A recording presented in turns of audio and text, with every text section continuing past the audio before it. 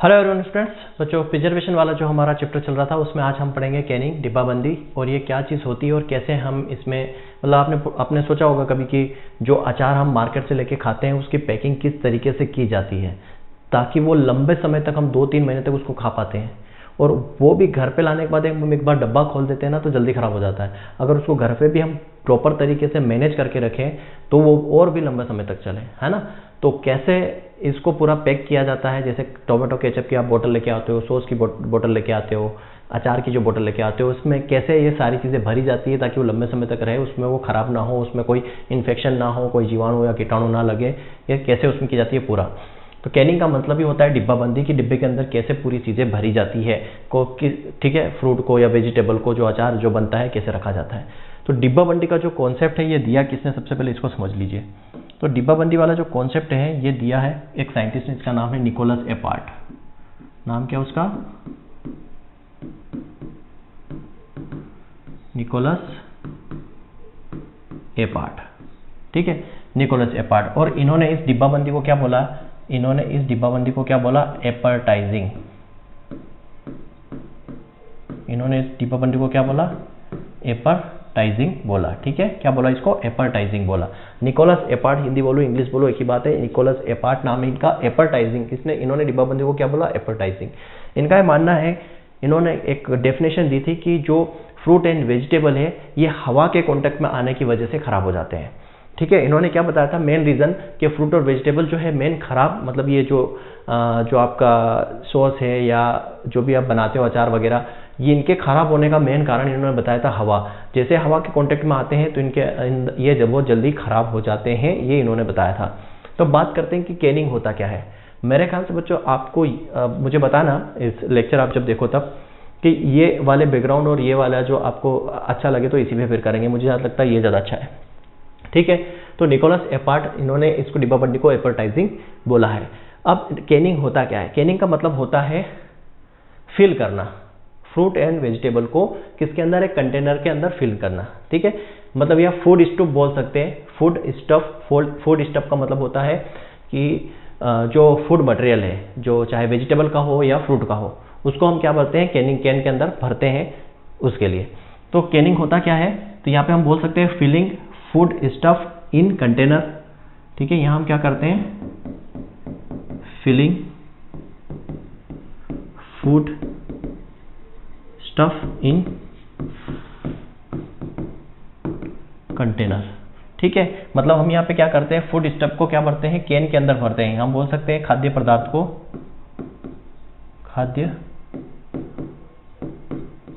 को कैन के अंदर, मतलब बोतल के अंदर, कैन के अंदर भरते हैं। मैं डेफिनेशन बता रहा हूँ, ठीक है। कैन के अंदर भरना, ये इन सबको पॉइंट में बता रहा हूँ ताकि आप इसको एक साथ जोड़ सको। उसके बाद क्या करते हैं, ठीक है, इसके बाद ऐसे लिखो, ठीक है, भरा। उसके बाद हम क्या करेंगे? उसके बाद हम इसमें क्या करेंगे? कैन में भरने के बाद जो फूड स्टफ है उनको कैन के अंदर भर देते हैं, कंटेनर के अंदर भर देते हैं। कंटेनर अंदर बोतल हो गया या टीन का डब्बा, कुछ भी हो गया, बताऊंगा कि टीन के अंदर भरेंगे तो उसको क्या बोलेंगे, कांच की बोतल में भरेंगे तो उसको क्या बोलेंगे। तो उसके अंदर हमने भरा इसको। भरने के बाद क्या करते हैं? उसको सील पैक करते हैं। सीलिंग इट एयर टाइटली, मतलब क्या करेंगे? उसको एयर टाइट सील पैक करना है, मतलब हवा उसके अंदर ना घुस सके, हवा अंदर नहीं रहनी चाहिए। तो उसके बाद हम क्या करते हैं? यहाँ पे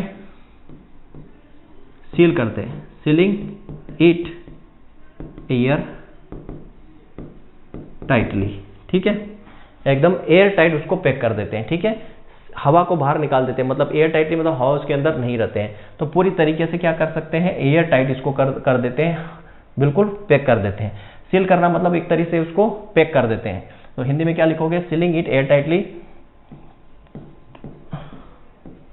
हवा को निष्कासित कर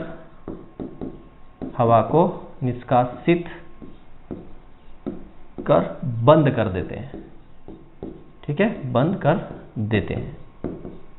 ये दूसरी लाइन हो गई। इसके बाद क्या करेंगे?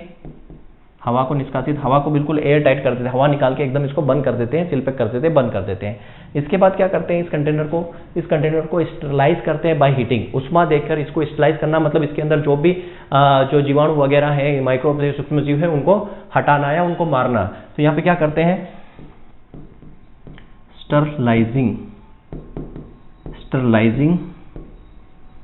The container, sterilising the container, जो कंटेनर है, जो हमारा कंटेनर है, जो डिब्बा है, उसको स्टरलाइज करते हैं, मतलब उसको गर्म पानी के अंदर डाल देते हैं ताकि वो गर्म होगा, डिब्बा गर्म होगा तो उसके ऊपर या उसके अंदर जो भी सूक्ष्म जीव होंगे वो नष्ट हो जाएंगे।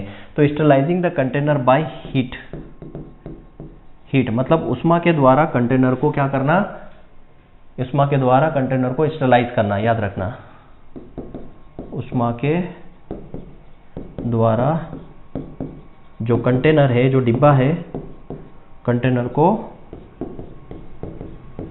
स्टरलाइज करना, स्टरलाइज करना मतलब विवर्णीकरण करना बोल सकते हैं। तो ये पूरी डेफिनेशन हो गई। समझे आप बात को, क्या डेफिनेशन क्या हो गई कि कैनिंग का मतलब, कैनिंग का कॉन्सेप्ट किसने दिया, निकोलस एपार्ट ने दिया, इसीलिए निकोलस एपार्ट ने कैनिंग को एपर्टाइजिंग बोला। उन्होंने बोला कि जो फूड स्टफ होते हैं, जो खाद्य पदार्थ होते हैं, वो हवा के संपर्क में आने से खराब हो जाते हैं। अब हवा के संपर्क में आने से खराब हो जाते हैं तो मतलब क्या है, इसमें हवा नहीं लगनी चाहिए। जब हवा नहीं लगनी चाहिए तो क्या होना चाहिए, इसको ऐसे सील पैक डब्बे के अंदर बंद होना चाहिए। तो उन्होंने बोला, डेफिनेशन क्या दी कैनिंग की, कि filling food stuff in container followed by sealing it air tightly and sterilising the container by heat for longer storage. क्या हो जाएगा, फॉर लॉन्गर स्टोरेज, लंबी अवधि तक भंडारण के लिए, लंबी अवधि तक भंडारण के लिए। तो ये पूरी डेफिनेशन हो गई। क्या डेफिनेशन दी, filling food stuff in container followed by sealing its air tightly and sterilising the container by heat for longer storage. लंबे समय तक इसको फूड स्टफ को स्टोर करने के लिए उसको एक कंटेनर के अंदर सील पैक करके भर देते हैं और उस कंटेनर को क्या करते हैं, उष्मा के द्वारा स्टरलाइज कर देते हैं जाके उसमें सूक्ष्मजीव वगैरह नहीं लगे। इसको बोलते हैं कैनिंग। ये क्लियरली आपको समझ में आया, ये थी इसकी डेफिनेशन। अब करते क्या है, कैनिंग की प्रक्रिया क्या है, प्रोसेस क्या है, प्रक्रिया क्या है, या प्रिंसिपल क्या है बोल सकते हैं। मैं इसको बोल सकता हूँ क्या, या तो मैं बोलूँ इसको, इसका प्रिंसिपल बोल सकता हूँ, या प्रक्रिया या प्रोसेस बोल सकता हूँ कि क्या प्रोसेस कैसे करेंगे। ठीक है, कैसे इसमें किया जाता है समझो। सबसे पहला क्या आता है, selection of fruit and vegetable. क्या आएगा, selection of fruit and vegetable, फल एवं सब्जियों का चुनाव, फल एवं सब्जियों का चुनाव करना है। ठीक है, पहले तो हमें सिलेक्ट करना है फ्रूट एंड वेजिटेबल को, और फ्रूट एंड वेजिटेबल को सिलेक्ट करना है तो कौन कौन से फ्रूट, कौन कौन से हम ले सकते हैं कैनिंग के लिए, फ्रूट कौन कौन से ले सकते हैं, और वेजिटेबल कौन कौन सी, सब्जियां कौन कौन सी हम ले सकते हैं कैनिंग के लिए। अब देखो फ्रूट में कौन कौन से ले सकते हैं, फ्रूट में हम क्या ले सकते हैं, ग्रेप्स ले सकते हैं, स्ट्रॉबेरी, अंगूर हो गया, स्ट्रॉबेरी हो गया, बनाना, पाइनएप्पल,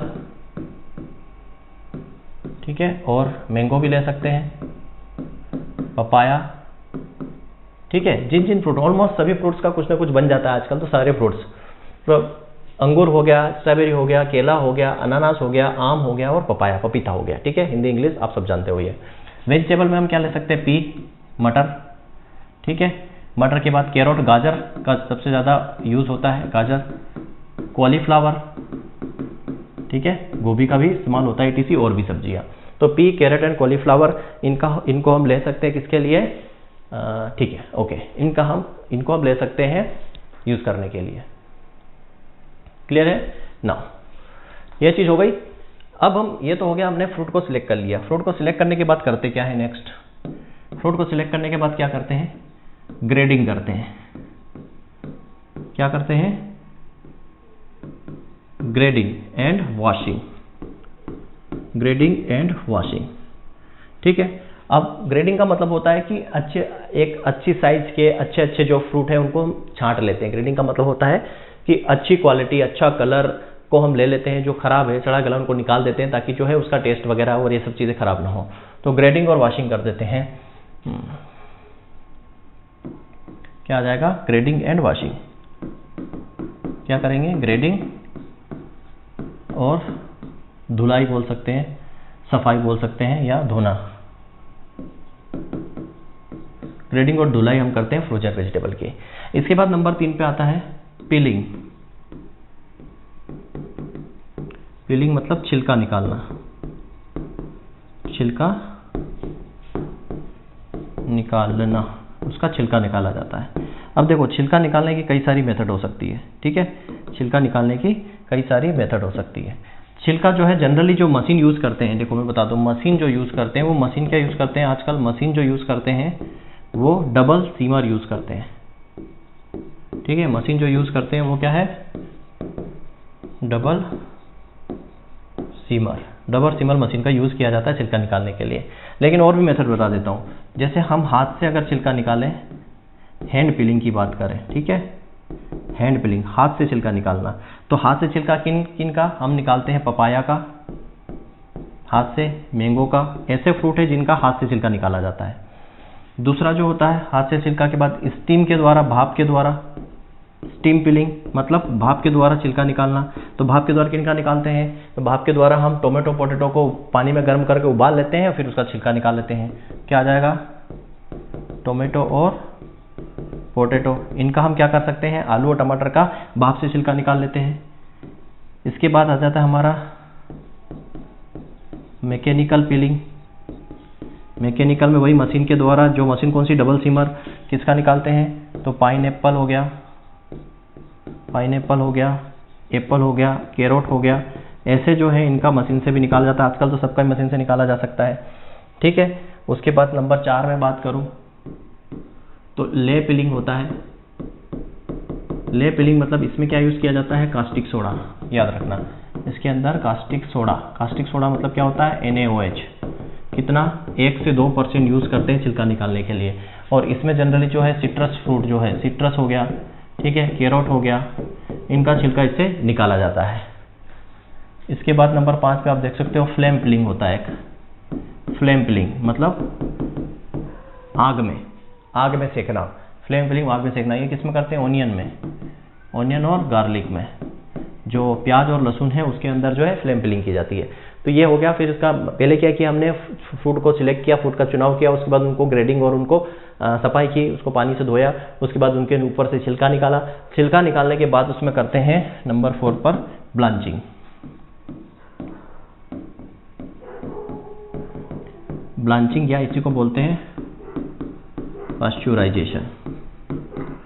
ब्लांचिंग जिसको हिंदी में बोलते हैं विवर्णीकरण, क्या बोलते हैं, विवर्णीकरण, ठीक है। पाश्चुराइजेशन का मतलब क्या है, कुल मिला के इसमें मतलब ये होता है कि जो भी सूक्ष्म जीव होते हैं उनको नष्ट करना, ठीक है, जो भी सूक्ष्म जीव हैं उनको नष्ट करना। ये हमने पहले भी पढ़ा था प्रिजर्वेशन में भी। तो जो भी सूक्ष्म जीव है उनको नष्ट करना, तो उसके लिए क्या करना पड़ेगा, इसको पानी में उबालना पड़ेगा। अब कितने डिग्री पे पानी पर उबालेंगे जिससे जो हानिकारक है सूक्ष्म जीव वो नष्ट हो जाए।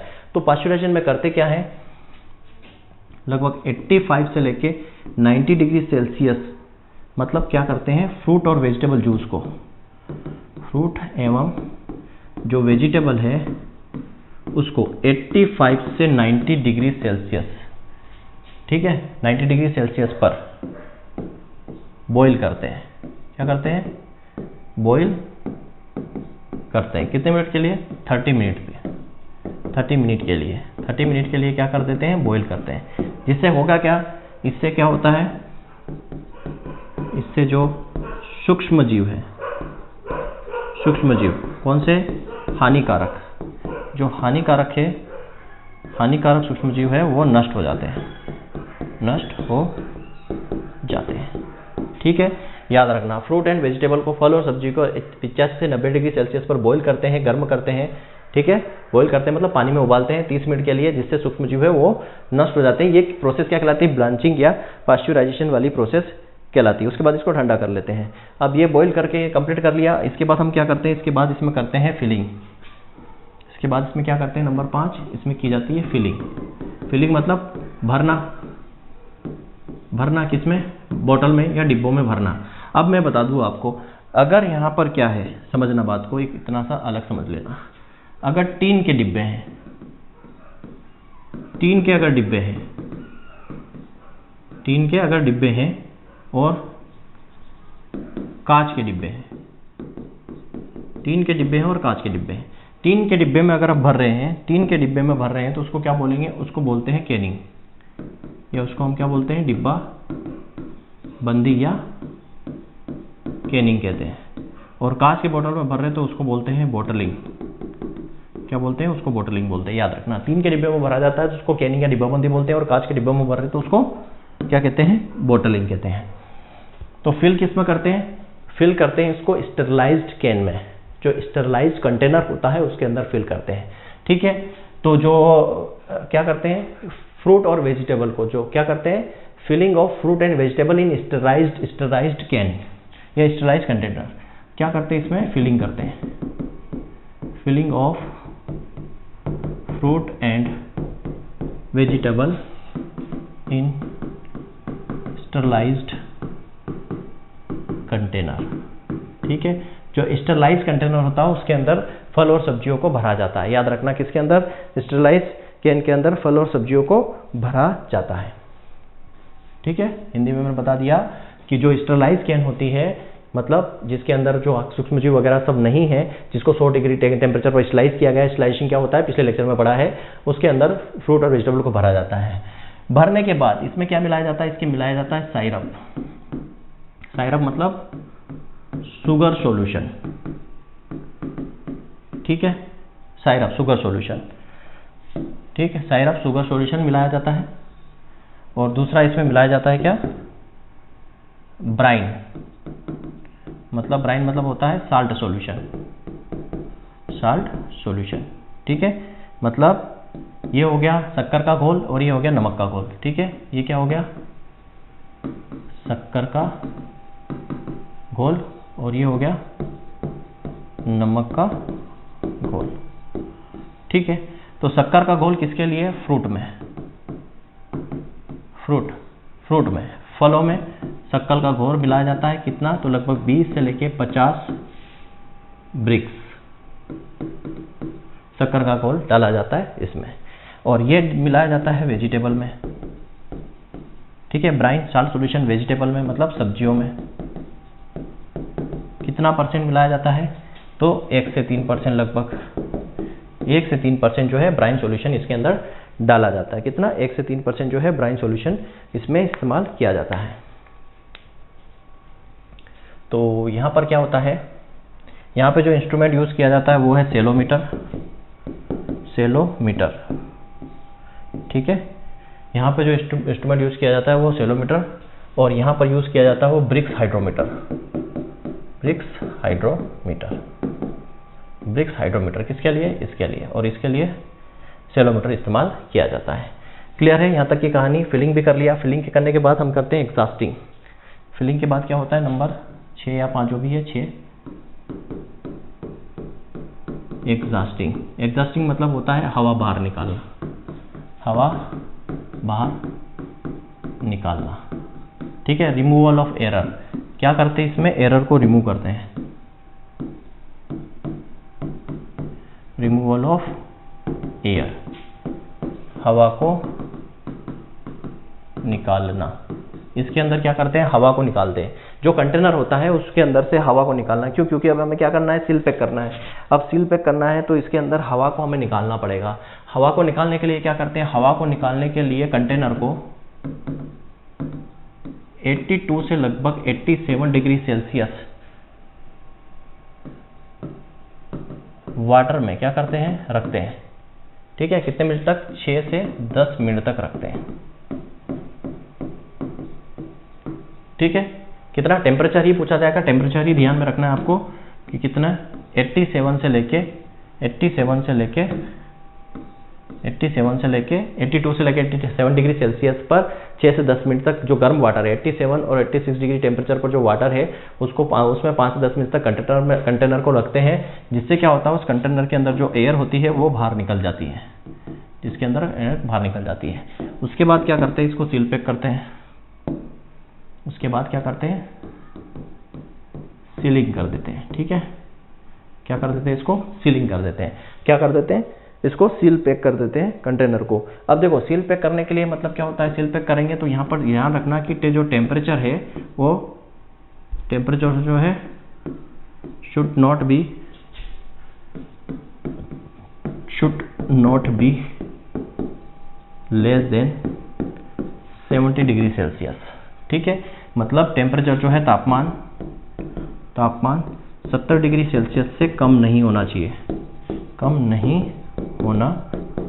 चाहिए, जब इसको क्या कर रहे हैं, सील पैक कर रहे हैं, तो टेम्परेचर जो है 70 डिग्री सेल्सियस से कम नहीं होना चाहिए। सील पैक करने के बाद क्या करना है, 8वें नंबर पर इसको हम स्टरलाइज कर देते हैं। क्या करते हैं, नंबर 8 स्टरलाइजेशन। ठीक है, स्टरलाइजेशन कर देते हैं। अब स्टरलाइजेशन क्यों किया जाता है इसको सील पैक करने के बाद? स्टरलाइजेशन इसलिए किया जाता है, स्टरलाइजेशन बोलो या इसको प्रोसेसिंग बोलो, क्यों करते हैं, या प्रोसेसिंग भी बोल देते हैं, क्यों करते हैं। अब बोतल को हमने पूरा सील पैक कर दिया, अब इसको स्लाइस ले कर रहे हैं कि बोतल के ऊपर अगर मान लो कोई सूक्ष्म जीव है, आसपास कुछ सूक्ष्म जीव है, तो उनको भी नष्ट करना। तो कुल मिला के यहाँ पे इसको करने का क्या पर्पज क्या है, इसके पीछे स्लाइस या प्रोसेस करने के पीछे इसका पर्पज क्या है? इसका पर्पज ये रहता है कि जो कंटेनर है इसको हम क्या कर देते हैं, हीट करते हैं, जो कैन कंटेनर है। ठीक है, क्या करते हैं इसमें, हीटिंग ऑफ कैन कंटेनर। जो कैन कंटेनर मतलब जो भरा हुआ कंटेनर है, जो डिब्बाबंद कंटेनर है, उसको हीट करते हैं। क्यों करते हैं, ताकि जो बैक्टीरिया है वो क्या हो जाए,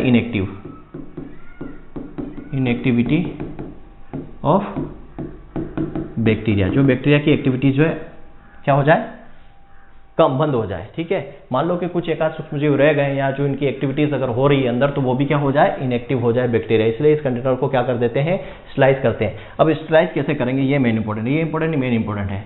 अगर मान लो फ्रूट है, ठीक है, फल है और एसिडिक वेजिटेबल है, एसिडिक वेजिटेबल मतलब अम्लीय सब्जी है।